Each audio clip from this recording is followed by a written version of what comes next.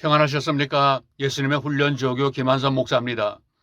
우리는 지난 시간까지 성경적인 목회와 복잡한 목회의 현실, 그리고 목회의 핵심적인 목적, 목회의 본질적 개념, 그리고 모든 목회의 실체적인 방안으로 새로운 목회에 대해서 생각해 봤습니다.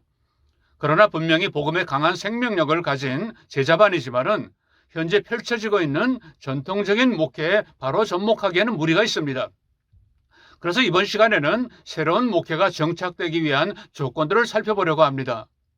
조건이라고는 하지만은 그것이 본질과 생명력 있는 복음이 뿌리내릴 수 있는 환경을 말하는 것입니다. 목회의 목적이 아무리 고상하고 이상이 훌륭하다고 해도 그것을 실현할 수 있는 방안이 제시되지 못한다면은 그것은 고양이 목에 방울 달기와 같게 될 것입니다. 예수 마음 제자반이 12년 동안 집중하여 성령님의 인도를 받아 애쓰고 힘써 온 것도 실천적인 방안을 만들기 위해서였습니다. 그것은 실제로 이루어져야만 하는 목표입니다. 새로운 목회, 곧 예수마음 제자반의 실천 목표는 한국교회에서 행해지고 있는 모든 신앙훈련을 대체하고자 하는 것이 아닙니다. 짧게는 2년, 길게는 4년으로 마무리되는 훈련입니다. 한번 제자로서의 신앙의식을 소유하게 되면 자연스럽게 예수님의 참 제자로서 세상을 살 수 있게 될 것입니다. 그러면 교회에서 행해지고 있는 기존의 신앙훈련들도 차원이 달라지게 될 것입니다. 새로운 목회란 기존의 모든 개념들과 체제들을 그대로 두면서 단지 형식만 새롭게 하자는 것은 절대로 아닙니다. 본질이 바뀌지 않으면 형식은 그냥 껍데기에 불과합니다. 새로운 목회란 본질을 바꾸는 목회해야 됩니다. 형식에도 당연히 변화가 필요하지만은 본질을 바꾸면은 형식은 크게 문제가 되지는 않습니다. 그리고 본질이 바뀐다면 형식에도 반드시 변화가 저절로 따라오게 되어 있습니다. 아무튼 본질적인 목회, 새로운 목회가 이루어지려면은 그만한 조건이 전제돼야 됩니다. 물론 그 조건은 다수의 그리스도인들로부터 외면받기 쉽습니다. 사람들은 생존에 관련된 것들은 애써 외면하고 눈앞에 보이는 그렇게 크게 중요하지 않은 일들에는 길을 쓰고 관심을 보입니다.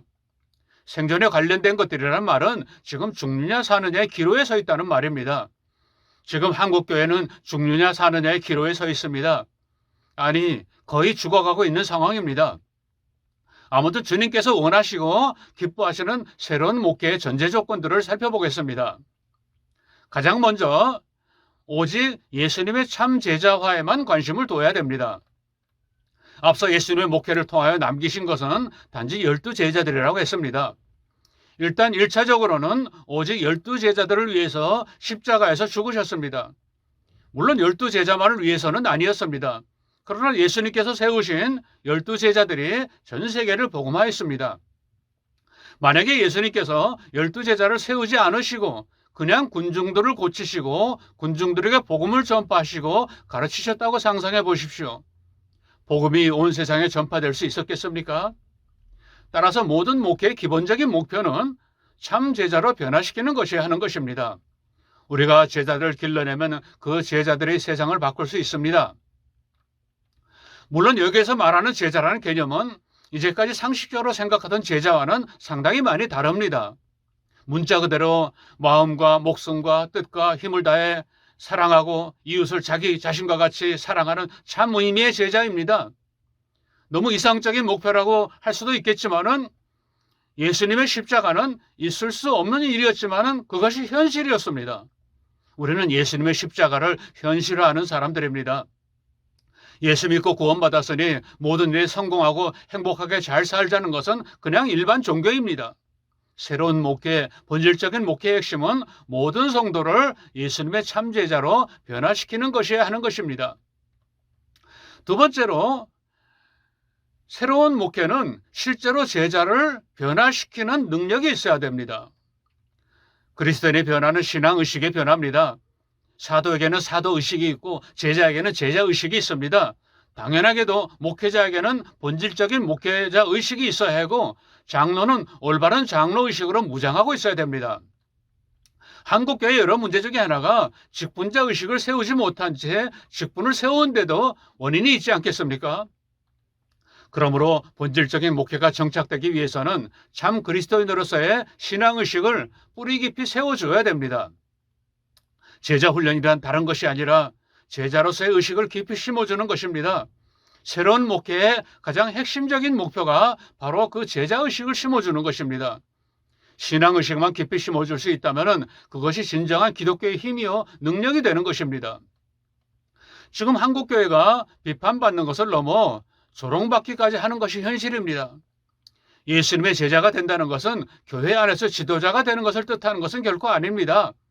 똑같은 수준의 제자 훈련이 이루어지면 아무리 오랫동안 많은 성도들에게 행해진다고 해도 조금도 변화될 수 없습니다.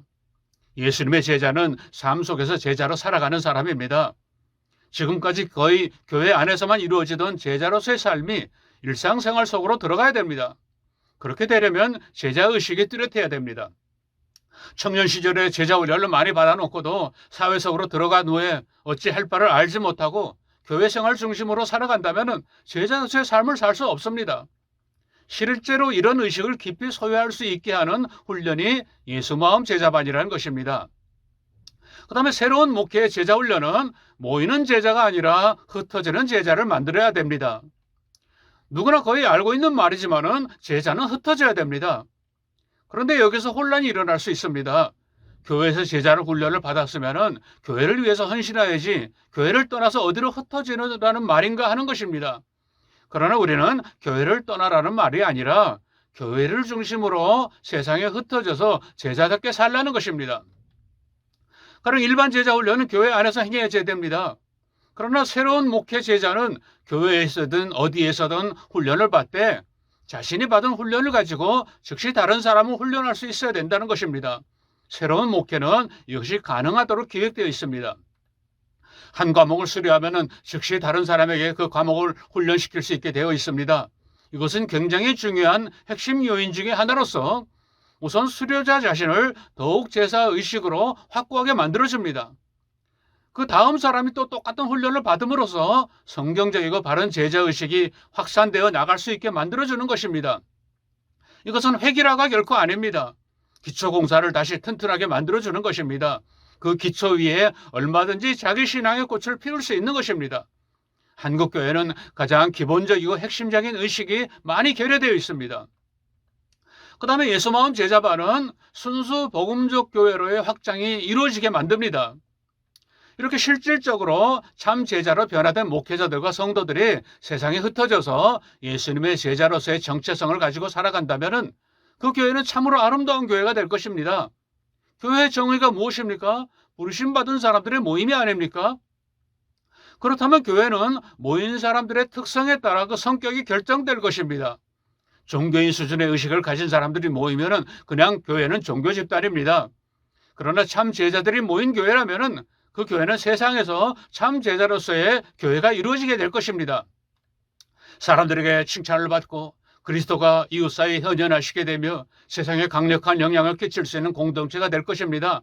당연히 그런 교회를 지향해야 하겠지만은 그것보다 먼저 참 제자들로 모이고 동일한 제자 훈련을 다른 사람들에게 행할 수 있다면은 순수 복음적 교회는 반드시 이루어질 것입니다. 이것이 새로운 교회가 가능한 이유인 것입니다. 다섯 번째로 본질적 개념의 기독교로 개혁되고 회복됩니다. 마침내 교회를 떠나서 기독교라는 진리의 모임이 본질적 교회로 자리매김하게 될 것입니다. 수많은 교회가 짧은 기간에 한꺼번에 그렇게 될 수는 없겠지만은 참 제자들로 구성되고 그것을 확산시켜 나가는 교회가 하나 둘 늘어간다면은 기독교는 분명히 세상의 유일한 소망이 되고 참되고 가치 있는 삶을 세상에 전파할 수 있게 될 것입니다.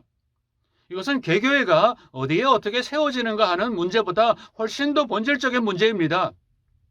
이 일은 단 몇 년 안에 이루어질 수는 없습니다. 또 마치 혁명을 일으키는 것처럼 급격하게 성취될 수도 없습니다. 우리는 우리 앞에 놓여 있는 상황 속에서 참 제자반을 최선을 다해 시행해 나가야 됩니다. 한두 사람밖에 없다고 실망해서도 안 되고 과정이 너무 느리다고 낙심할 필요도 없습니다. 우리는 한 사람 한 사람을 예수님의 참 제자로 만들어 나가면 됩니다. 나머지는 하나님의 뜻에 달려 있습니다. 개혁은 성령님께서 하십니다. 본질적인 목회, 새로운 목회를 감당해 나가는 것이 우리들의 할 일입니다. 마지막으로 새로운 목회, 곧 예수마음 제자반에 대해서 오해할 수 있는 부분을 간략하게 정리하겠습니다. 이미 언급한 바가 있지만은 제자반은 일정한 기간에만 적용되는 개념입니다. 일반적으로 3년 정도의 기간에 제공되는 훈련 과정이며 차후로 새로운 내용이 추가될 수는 있습니다만은 가능하다면은 10년이나 15년 주기로 재훈련을 받는다면은 제자로서의 모든 영적 상태를 재무장할 수 있을 것입니다. 제자반의 목표는 예수님의 참 제자로서의 신앙의식을 확고하게 심어주는 데 있습니다. 그 이후로는 각 교회와 생활 속에서 흩어져서 제자 목회에 동참하게 됩니다.